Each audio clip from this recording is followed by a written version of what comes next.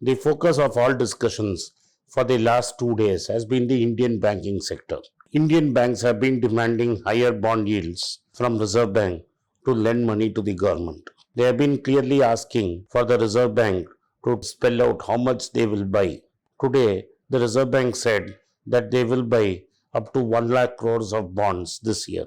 This has cooled yields to 6%. This means bonds will not fall in prices by much, and therefore banks will not be forced to declare losses on what the bonds they are holding, except those that they are holding to maturity. Bonds that are held to maturity, their prices do not matter as they don't declare them in losses or profits.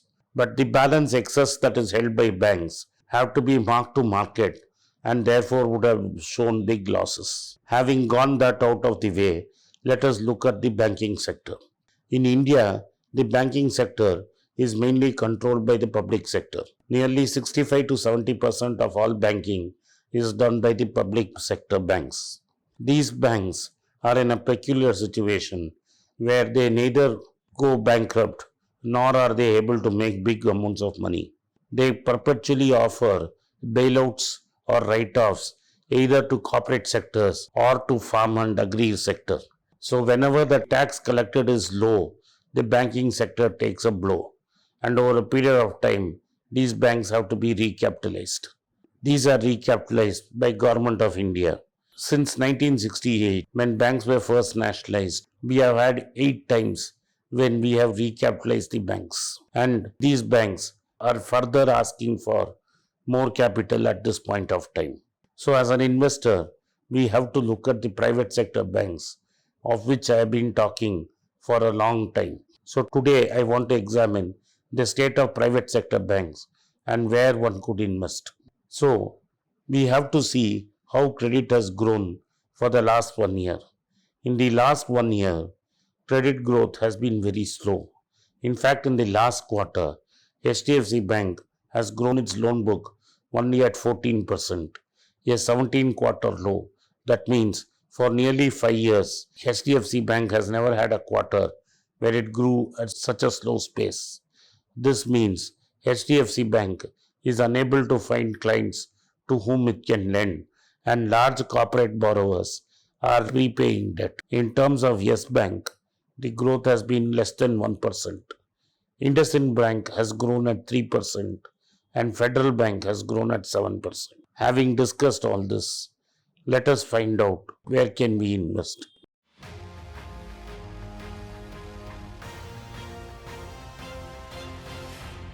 Welcome back to Be Rich. Today the bank I am going to talk about is IndusInd Bank.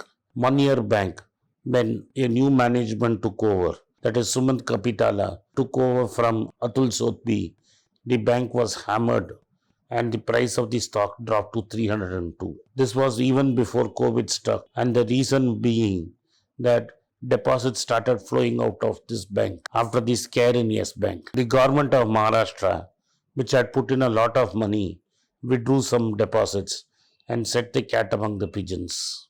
The promoters immediately reacted and said they would hike the stake to 26%. The Reserve Bank did not give permission and there was much haggling. Then the bank decided to raise money and do preferential placement of shares. Root Capital, a hedge fund based in America, put in a lot of money. This, along with other investors who invested at prices around 500 to 550 rupees, meant that the share prices stabilized and the bank was able to raise money. The promoters, who had already got a preferential allotment at a very high price of nearly 2000 rupees, also subscribed to the shares and put in the money. This meant that the capital adequacy ratio of the bank went up. This meant that the bank had capital to survive this business. Along with the collapse of Yes Bank, there was also problems in infrastructure sector. Even though this bank had given only 3% of its loan to the infrastructure sector, the sentiments turned against the bank. Since IndusInd Bank's promoters are the same people who own Ashok Leyland, and at one point Ashok Leyland Finance merged with IndusInd Bank, it was financing of commercial vehicles is the main business of this bank. Along with that, the previous MFI, which was in its previous avatar, was known as SKS Microfinance, was also bought at a very low price and merged into the bank. So, the bank is now not dependent on big corporate loans, but is also looking at micro loans, small sector, and also commercial vehicles. So, basically, it is concentrating on the retail sector. For a long time, IndusInd Bank on its own did not have a housing loan product. It was marketing products of HDFC. Only lately it started a loan against a LAP product. This bank, so primarily dependent on retail loans and small loans, and used the bank customers to cross sell products such as insurance, home loans, and LAP. This meant that the bank was relatively unscathed till COVID hit. The hit on COVID meant that the small and micro customer and the other people to whom IndusInd had lent would got into trouble, and this kept the price of stock subdued. Now the year has passed.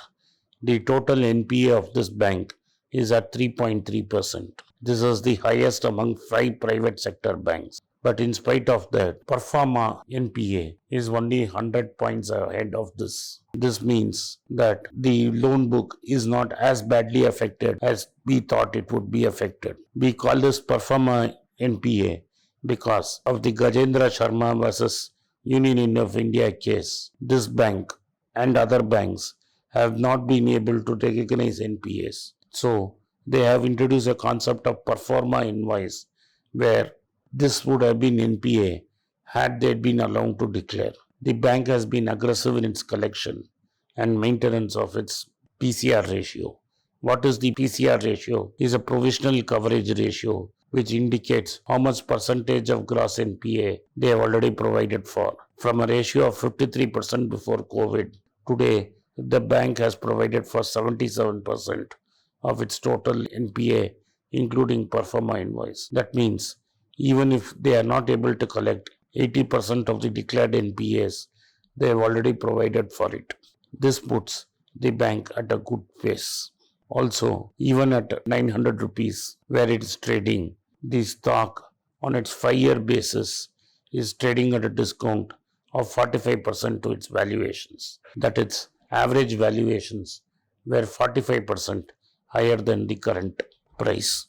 Therefore, if the market corrects and the value of the stock drops, it makes a good case for buying the stock. This stock is currently trading at 1.5 times its book value. That is the book value expected this year.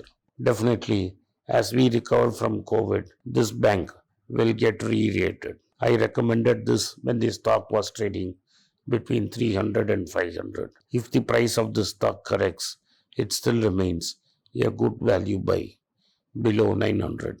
I am not a SEBI registered advisor. Please consult your professional advisor before deciding to invest. Thank you for watching. Be rich. It's a great privilege and honor that so many of you in thousands have subscribed to my channel and have supported me. I have written 2 books in English, The Alchemy of Money and Ordinary Stocks, Extraordinary Profits. These books are published by us and are ready. If you want to procure a copy, send us a message to the WhatsApp number given below and my team would respond to you. If you want an Amazon Kindle copy, you can click the link below. Finally, those who wish to consult with me can send a mail to berichenglish@gmail.com. Once again, I thank you for your support. If you like this video, press the subscribe button of my channel, hit the like button and turn on the bell notification.